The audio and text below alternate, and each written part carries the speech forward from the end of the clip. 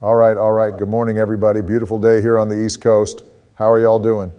We're all on the East Coast, you idiot, and it's a beautiful day. America is looking up. Never brighter. We have truly built back better. Doubtful, but I'm just a civilian over here, working on my library. With all this time on my hands, I have been revisiting the formative music of my youth.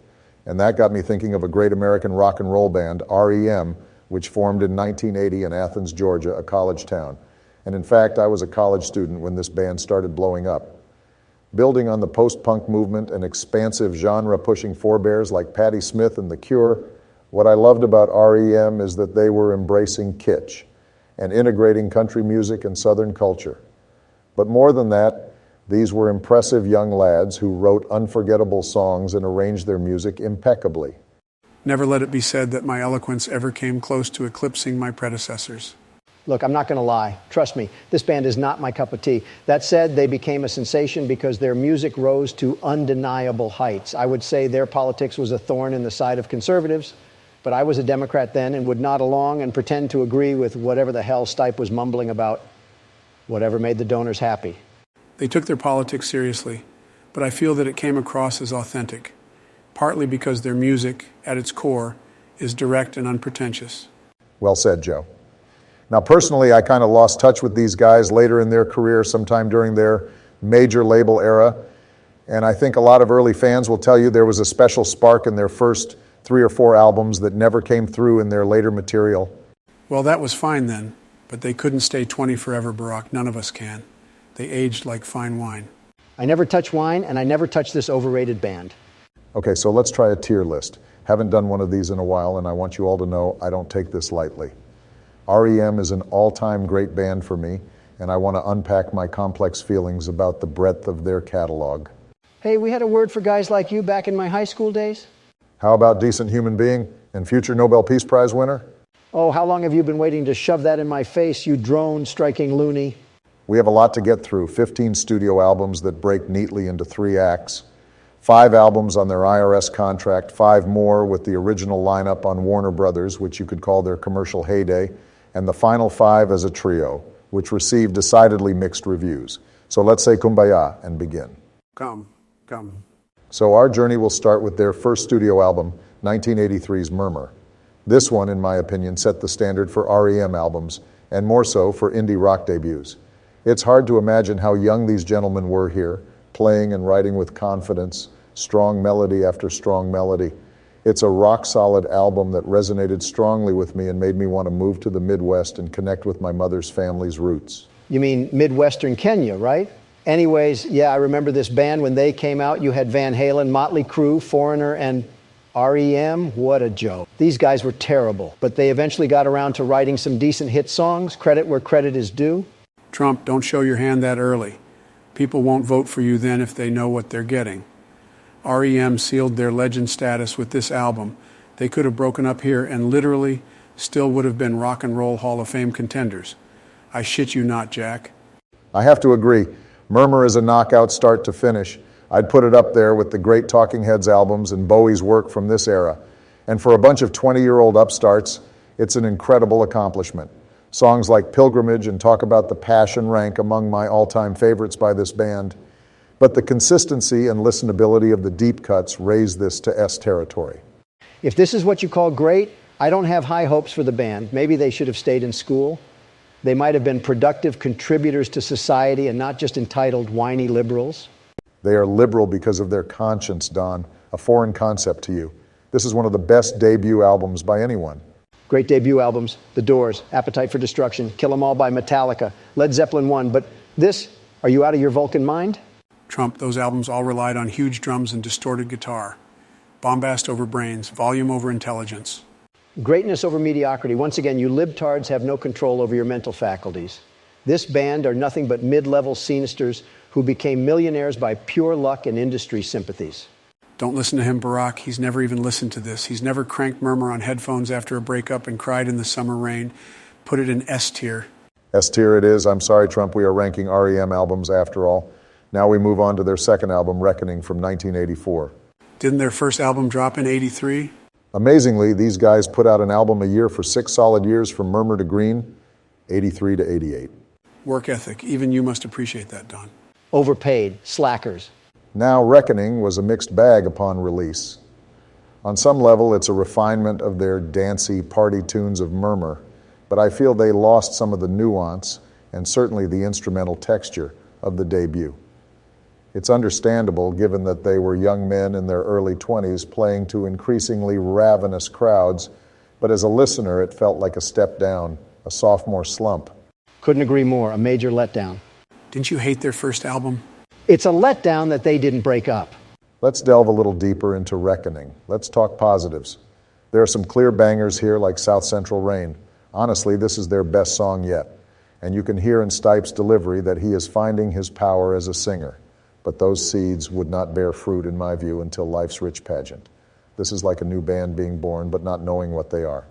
It's a nice song. I've had to apologize to many thousands of people in my life, maybe millions, so this resonates. Pretty Persuasion is the standout for me. Though, admittedly, these guys still persisted to write anthems for the weirdos. What was it, an arms race with the Smiths for the Incel of the Year award? Bluster and bravado, and the people gobble you up. Heaven forbid we aspire to loftier ambitions. A loftier deficit, maybe. So what are we giving this album? I got to admit, I forgot this album existed. It's all right, I guess, feels pretty mid. We should grade on a curve and assume most of these albums top out at C tier. This is admittedly mid. I'm going to propose B tier, though there will be the odd fan out there who considers this their peak. B tier is good. Okay, whatever. Great. Next up is 1985's Fables of the Reconstruction, or Reconstruction of the Fables if you're a true fan. This is a fascinating album, though I wouldn't quite call it a classic. Recorded in London, it somehow magnified their fascination with the lore and mythos of the American South. Stipe evolved as a songwriter here, tackling cosmic themes as well as a welcome shift into the role of a folklore spouting raconteur. This is their best one yet. They feel like they're representing their home country and not acting like it's an embarrassment to be from the South. And as a set of songs, wow. Maps and Legends was the song that really got me thinking, this could be a great band. I thought Driver 8 was compelling, but this whole album shows them at a new level of maturity. For me, it's S tier. They seem more confident on every level, and their songs have taken a turn for introspective territory. It's an early forebear for the automatic for the people vibe. I agree, but there is still a stilted quality here. They're still writing dance tracks like any other new wave band of the era, while partly committing to the Southern historian shtick. It doesn't stick the landing. Songs like Wendell G. and Old Man Kenzie reminded me of old stories I had heard in my childhood of local legends and eccentrics who had become legends. There's a strain of Americana they tap into here that they never find again. It's pretty damn good, all right? It's not an embarrassment. Can we call this A tier? You simply can't understand the genius of this album. I get it. A tier is a fine compromise. Regarding Fables of the Reconstruction, the ones who know will know. A tier feels a bit generous, but we can do it. Now we move into their fourth album, Life's Rich Pageant, from 1986. Now this felt like a sea change album. Stipe found a new burst of energy and confidence, and this album is packed with anthems that Bono and U2 would envy. Songs like Begin the Begin, These Days, Fall on Me, and I Believe were more than mere album cuts. They were statements of intent for an entire generation of Reagan-era dissidents. Reagan-era losers. All right, those are good songs to rock out to, and that's the true moral of the story. This is the album where R.E.M. lost their guilt to just rock out like they're classic rock heroes. This sounds like The Who and the Stones, and it's glorious. Fall on Me is probably the best song they wrote in this whole era. That's an interesting observation, Trump. But to me, this is not an album based on emulating their retrograde heroes, but on setting a foot into the present and joining the arena with the zeitgeist-defining greats like U2 and Springsteen. Cuyahoga, oh man, slaps. I don't care for their newfound political awakening now that they're famous millionaires. Just play your guitars and dance for us.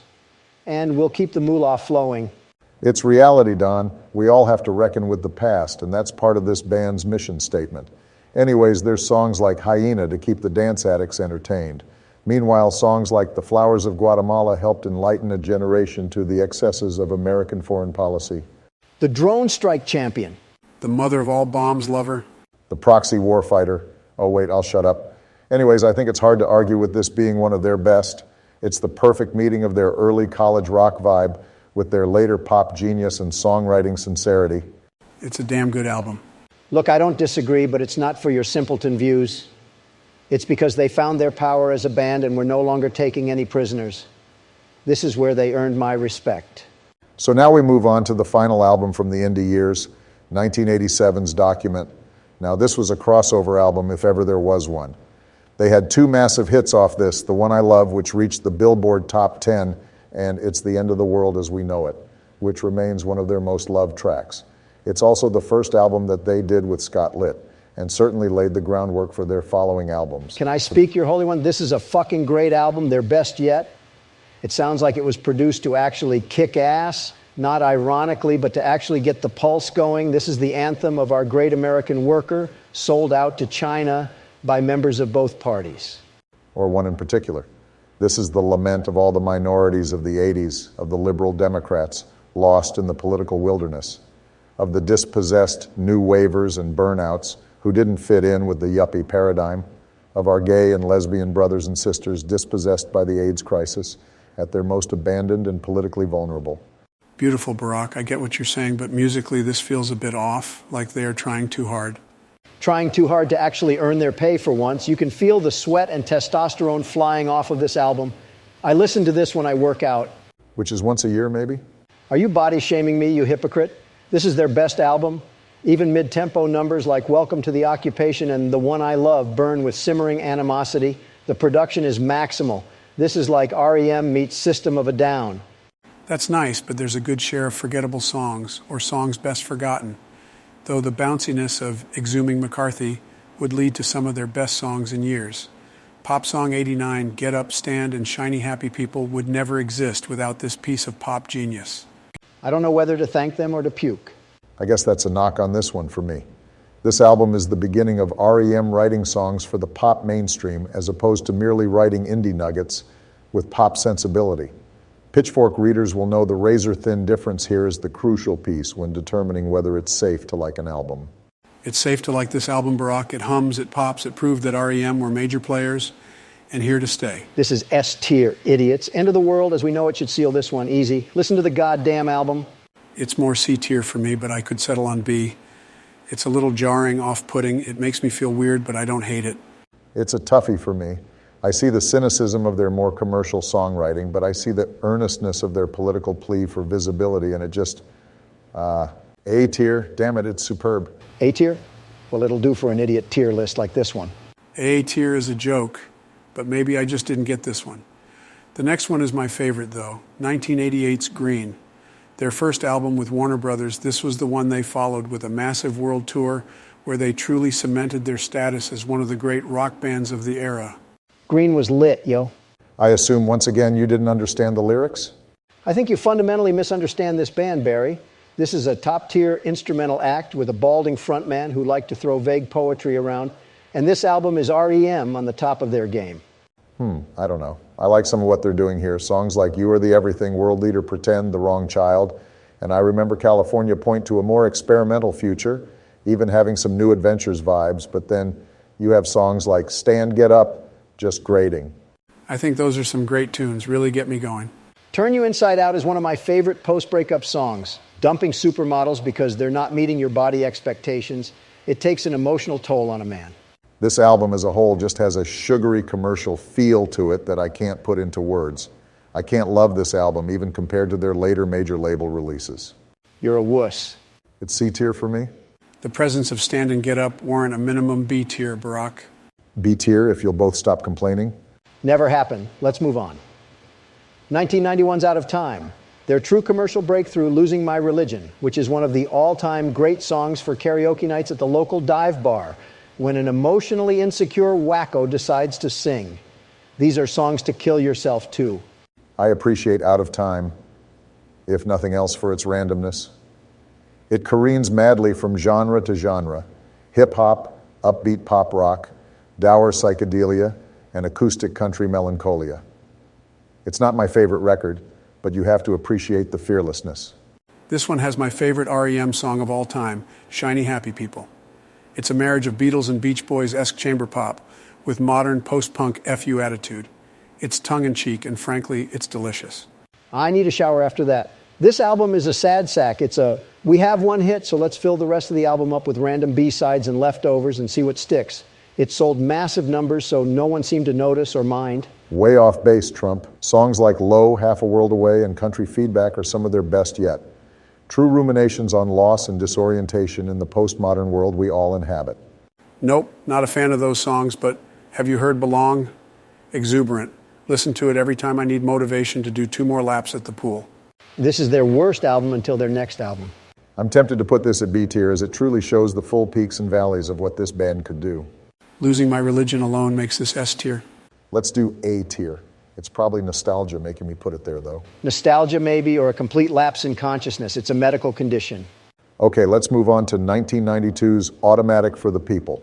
This is a landmark record and is certainly unique in that it built on the success of Losing My Religion while going in a darker, more intimate direction, relying more on acoustic instruments and painful, deeply personal subject matter. It's dour, it's bleak, and it takes itself way too seriously. The political whining is as grating as ever.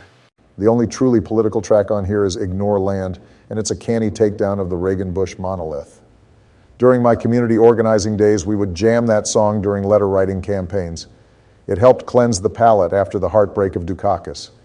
Wait, that's what that song is about? Is he singing through a megaphone or a train tunnel? Like always, his vocals are mixed that way so that the audience won't have to interpret his pretentious lyrics and asinine political views. Pretentious? Come on, Don. This is Michael Stipe at his most honest and vulnerable. Most of the album is a rumination on mortality, on frayed family dynamics, on loss. It's a timeless piece, and their instrumentation and production choices help dislodge it further from the trends of the era. This came out right after the Seattle grunge explosion and seems like a perfect antidote to the histrionics of that genre. This album flew over my head, but it's undeniably impressive. Man on the Moon is one for the ages. I have to agree, Man on the Moon slaps. What about Night Swimming, Trump, or Everybody Hurts, Sidewinder Sleeps Tonight? This album is stacked. Yeah, all right, it's a pretty good record, just not something I would ever admit to listening to. Guys, I have to invoke executive privilege and just slot this in S tier right now.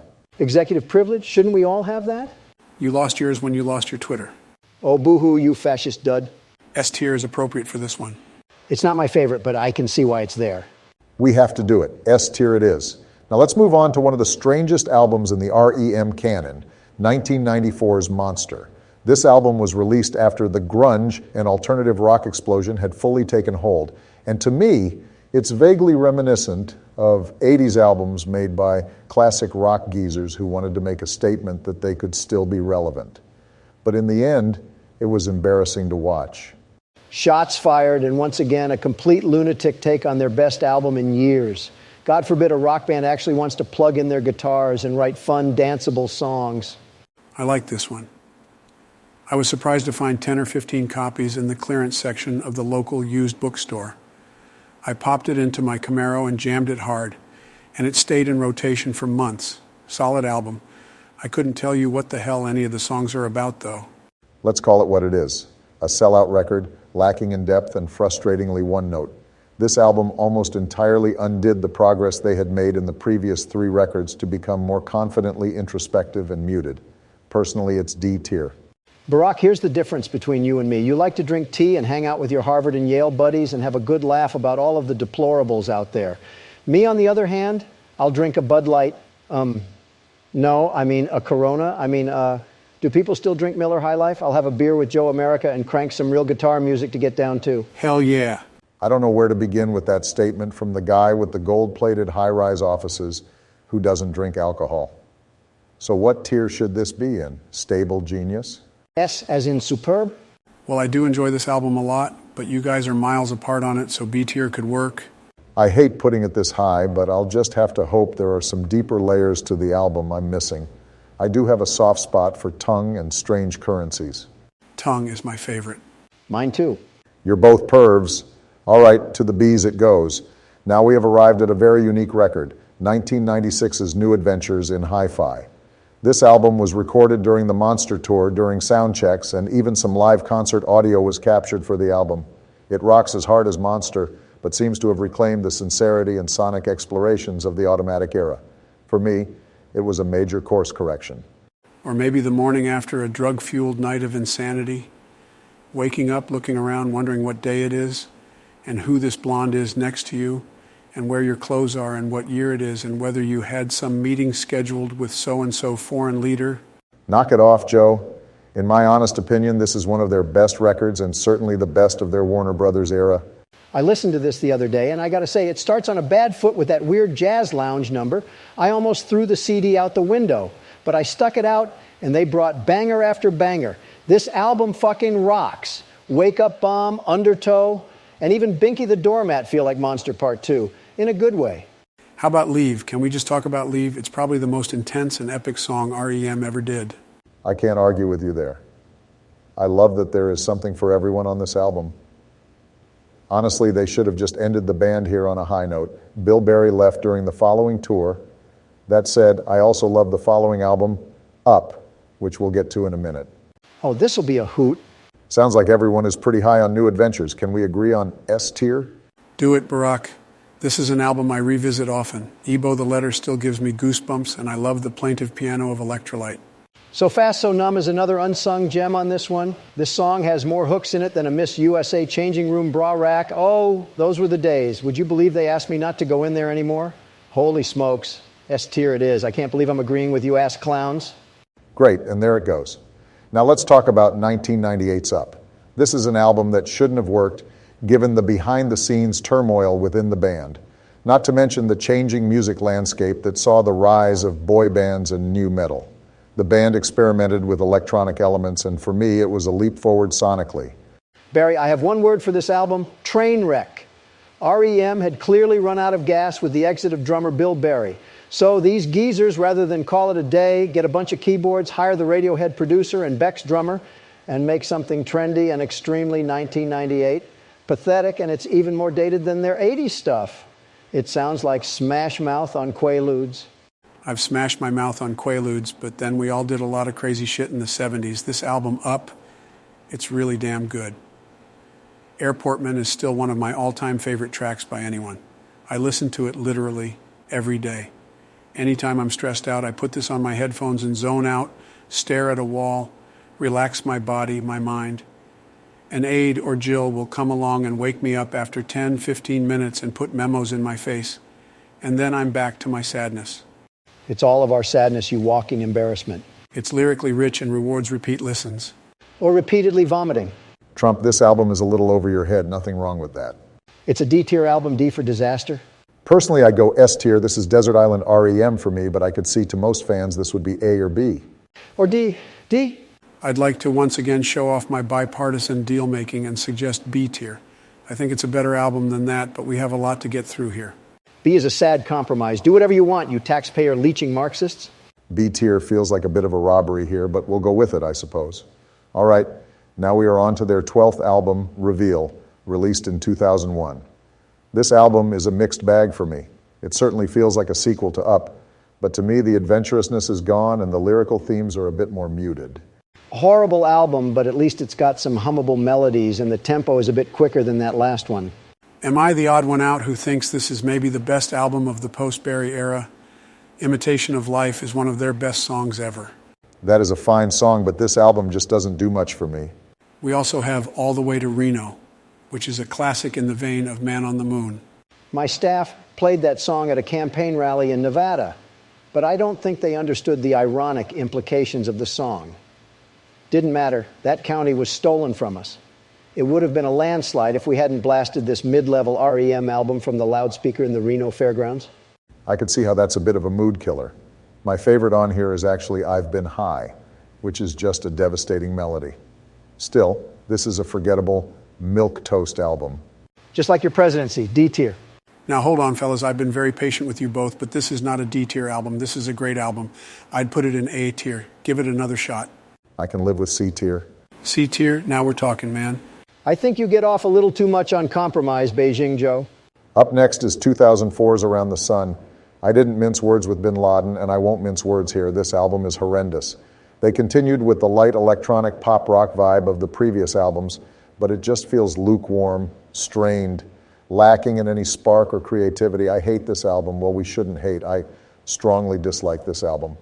Are we agreeing for once? This is the low point of the band for sure, and even the band members admit it. They're bored making it. You can only imagine how it is to listen to it. Even the lead single, Leaving New York is boring, easily the worst single in their catalog. This whole album is a total snooze. I kind of like this one. What a shock. It fits your energy level completely. I got to tell you, Joe, you make Jeb Bush look like the Energizer Bunny. I don't even know what songs to point to here. I kind of like Electron Blue. The less said about the hip-hop collab with Q-Tip, the better. High Speed Train is great. I listen to it every time I head back to Wilmington on the 5:30. Oh, stop with the stupid high-speed rail stuff. No one cares, Joe. Anyways, the title for this album gives it away. Around the Sun? How about Going Through the Motions? Or even Another Day, Another Paycheck? Or better yet, How the Mighty Have Fallen. They didn't take my suggestion, Corn Pop's Last Dance. I thought Michael might want to revisit his folk storyteller period and offered that he could pilfer my biography for ideas. And he declined, so he wouldn't get an obscenity charge from the DOJ. That's rich coming from you, sleazeball. I think we can all agree this has to go D tier. That's the smartest thing that's ever come out of your mouth. Put it where you want to put it. I'll enjoy this one privately from the comfort of the Oval Office. Mic drop. Yeah, I got term limited out. Yeah, I got robbed. D tier it goes. Okay, home stretch, guys. Up next is their penultimate record, 2008's Accelerate. This album was written quickly and with more input from their touring drummer and guitarist. It was intended to be a high-energy return to their quote-unquote punk roots. Personally, I didn't buy it. R.E.M. were always a firmly post-punk band, and if anything, this album reminds me of a less abstract version of Monster. That's not a good thing. This album kicks ass. It sounds like a completely different band from the previous three albums. It sounds like the old R.E.M. It sounds like America. It sounds like my hand on a soft, supple pussy. No, it's a little raucous for my taste. They should have spent more time polishing the songs, exploring subtle textures, adding more melodic layers. The songs needed a bit more breathing room. What a waste of time that would be. What you want them to give it the around the sun treatment? Slow it down and turn it into department store music? What a genius you are. We are all so proud of our so-called president. There are some genius melodies here. It's hard to argue with the first 4 tracks, but the album kind of peters out, and I'm left with the impression that despite the Sturm und Drang, the band does not have a lot to say here. You just casually gloss over the fact that Supernatural Super Serious is arguably their best song in decades. Oh yeah, that's a really good one. I said the first 4 are good. That's about it. It's not a bad listen. It's a late career jolt, but there's little depth, little complexity. You love to rattle on about depth and complexity and forget we are talking about a rock band that began their career playing drunken parties in dorm rooms. This is their best album in years. A tier for me. Not feeling this one, Barack. I'm going to go C tier. I have to agree, it's almost B tier, but it would be criminal to put this on Ups level, not to mention their early classics. Oh, wow, this whole tier list is criminal. This is almost as bad as that Smashing Pumpkins one we did. I avoided Steam for weeks. C tier. Okay, guys, last one, we made it. Collapse Into Now from 2011. This is an interesting one because they knew it would be their last album, but didn't announce their breakup till months later, so I think a lot of the critical reviews were a little more muted than they otherwise would have been. I'll admit I had other things on my plate in 2011 when this came out and didn't give it much of a chance till much later and was pleasantly surprised. It's not a masterpiece, but it does show some of the same range as Automatic for the People, while continuing the higher energy level of Accelerate. It's a pretty good record. You hit the nail on the head, Barry. It reminds me of their great albums of their heyday with a lot of range and a lot of balls. All the Best is a standout for me. And I love Mine Smell Like Honey, even though the title sounds like something from Joe Biden's memoirs. Corn Pop wasn't in that chapter, Donald. It's hard to argue with songs like Oh My Heart and Walk It Back. There's a directness to the songwriting that has been lacking on a lot of these later albums. They found a good balance of personal songs that have strong melodies and anthemic rockers. It's a rich album that plays like a greatest hits, hitting a lot of the beats of their past work while still sounding fresh and exuberant. I will say it's not their deepest work, and Stipe's lyrics take a bit of a back seat on a lot of these songs. It's loud, it's brash, yet it's got enough acoustic guitars and mandolins to keep the Yale Law School snobs invested. I'm almost tempted to say S tier on this one. Do it, Barry. Let's not go too crazy, guys. It's a good note to end on, but still far behind their best work. I'll be charitable and put this in A tier, though for me, none of these later records come close to anything up or earlier. It works. It's a serviceable tier list. Not sure what was gained from this exercise other than to further demonstrate how out of touch you both are. It's called taste, Donald, something you'll never understand. Oh, I understand this country. They love me more than anything else, even this mid-tier college rock band, even more than George Washington. I have set the course. For better and for worse, we can agree on that one. What's next, guys? I'm feeling Linkin Park or the Beatles, or how about Adele? Let us know in the comments below. All right, fam, my Camaro is calling my name and my Viagra is about to kick in. I got to peace out. I have a meeting with my lawyers. Later, douchebags. As for me, I'll be in an undisclosed location with my CIA handlers. Grabbing a beer with friends. Thanks for listening out there, and remember, we're all in this together. Don't throw your hand down. When the day is long, when you're sure you've had